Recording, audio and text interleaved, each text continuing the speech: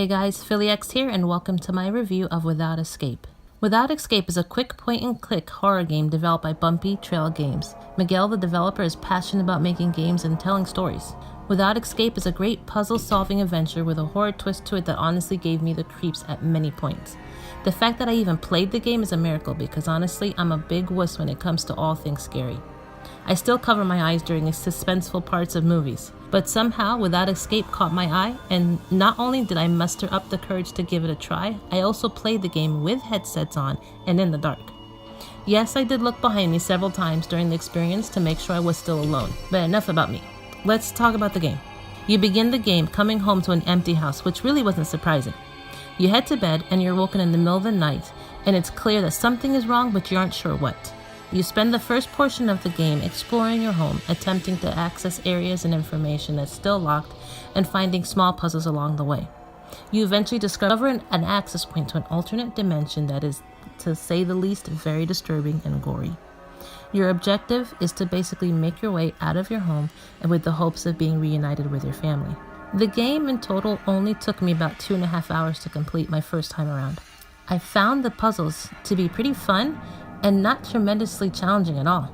Most puzzles of the game involve some aspect of math or science, counting measurements of time, adjusting temperatures to fit the objective's need, mixing chemicals, stuff like that.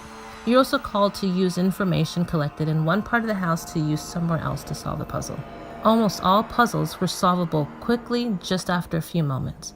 The hardest part was trying to find the little triggers around the map that would open up the next part of the game. A few of them took me embarrassingly longer than it should have. The game is visually very impressive. I enjoyed each room and the details the developers included in them, despite the goriness in all of it. But what really created the chilling atmosphere for me was the sound effects and the tracks.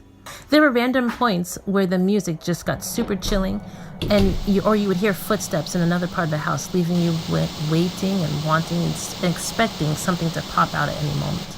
The audio was just really plainly excellent. For a game this short, it's not a surprise that the storyline isn't extremely extensive, but for the experience you get, you really don't need much more. You learn a bit here and there about your parents, which helps you to develop a connection between he and his family. And for the most part of the storyline, it's pretty linear, and you are led to follow the story as it plays out. It really isn't to the very end of the game where you're faced with a decision that produces an alternate ending depending on your selection.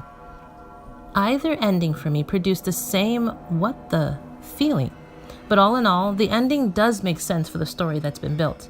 I appreciate the creativity and the unique way that the developer expressed himself throughout the game, throughout the visuals, throughout the sounds, and I look forward to future games from BUMPY Trail Games. I definitely appreciated this game, I enjoyed the experience, and I would definitely recommend you guys head out and try it yourself. Have fun!